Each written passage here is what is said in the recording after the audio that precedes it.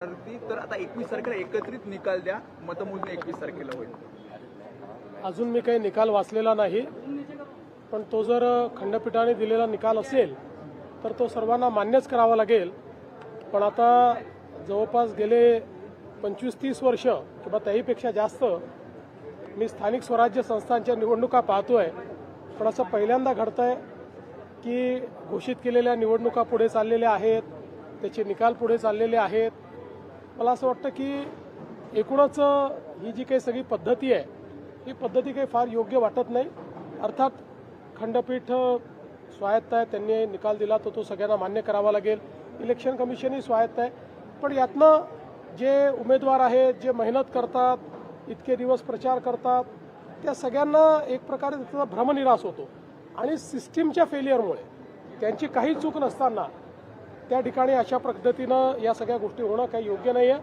मला असं वाटतं अजून खूप निवडणुका इलेक्शन कमिशनला घ्यायच्या आहेत. या सगळ्या प्रक्रियेमध्ये निवडणूक आयोगाने सुधार आणला पाहिजे आणि किमान पुढच्या निवडणुकांमध्ये तरी असं होणार नाही हे निवडणूक आयोगाने बघितलं पाहिजे असं माझं मत. राज्य निवडणूक आयोगाची चूक वाटते, कारण ज्या प्रकारे दिवस दिले नाही, अपील केल्यानंतर 3 दिवस द्यायचे होते, त्यानंतर काही निवडणुका पुढे ढकलल्या आणि आता हा निर्णय येतो कोर्टात 24. आता माझं तरी मत असं आहे की मी चूक म्हणणार नाही. माझं मत असं आहे की जो काही कायदा आहे त्याचं चुकीचं इंटरप्रिटेशन हे करण्यात आलेलं आहे.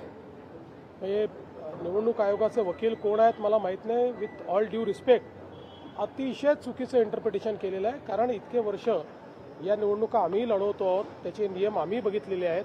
मीही अनेक वकिलांची त्याचा सल्लामसलत केलेली आहे. माझं मत आहे की हे चुकीचं इंटरप्रिटेशन आहे आणि त्यातनं ही निवडणुकीची सगळी प्रक्रिया. कारण मी पुन्हा एकदा सांगतो की ज्या ठिकाणी सगळ्या गोष्टी फॉलो झालेल्या आहेत अशा ठिकाणी कोणीतरी कोर्टात गेलं आणि कोर्टाने त्याला दिलासाही दिला नाही तरी तो केवळ कोर्टात गेला म्हणून त्या ठिकाणी निवडणुका पुढे नेणं हे कुठल्याच तत्वात बसत नाही. हे अतिशय चुकीचं घडलेलं आहे. पण ठीक आहे, आता मी त्याच्यावर अधिक बोलणार नाही. या संदर्भात माझी पर्सनल नाराजी ही मी कालही प्रगट केलेली आहे आणि ती कायद्यावर आधारित आहे. माझी काही इलेक्शन कमिशनवर नाराजी नाही आहे. माझी नाराजी कायदेशीररित्या होत नाही याच्यावर आहे. जे 50%च्या वरती जे आरक्षण गेलेलं आहे, मतदान झालेलं या ठिकाणी आज मतदान होतं. आता 20 तारखेपर्यंत सरसकट सगळीकडे आचारसंहिता मुद्दा आता परत एकदा उपस्थित राहतो, कारण की निकाल 21 तारखेला येणार आहे. आता ते परत इलेक्शन कमिशनने ठरवायचं आहे. पण केवळ 24 ठिकाणी निवडणुका व्हायच्या आहेत म्हणून 284 पैकी सगळी मतमोजणी पुढे करणं हे मला तरी योग्य वाटत नाही. पण ठीक आहे, मी त्याच्यावर यापेक्षा अधिक बोलणार नाही. सर, दुसरीकडे एकीकडे मतदान सगळीकडे सुरू आहे, मात्र दुसरीकडे गोपनीयतेचा प्रश्न देखील उपस्थित झालेला आहे. संतोष बांगर स्वतः जाऊन अशा पद्धतीच्या तिथे मतदान करा अशा पद्धतीच्या सूचना देत आहेत वगैरे. मला असं वाटतं की किमान लोकप्रतिनिधींनी लोकशाहीची चाड ठेवली पाहिजे आणि लोकप्रतिनिधींनी निवडणुकांमध्ये आपण कसं वागतो आहोत, आपण काय संकेत देतो आहोत, काय संदेश देतो आहोत याचा विचार केला पाहिजे असं माझं मत आहे. कोकणामध्ये विशेष करून पैशांचे आरोप मोठ्या प्रमाणात आले. कोकणात काल सुद्धा पैशांचे आरोप आहेत ते मोठ्या प्रमाणात झालेले पाहायला मिळतात.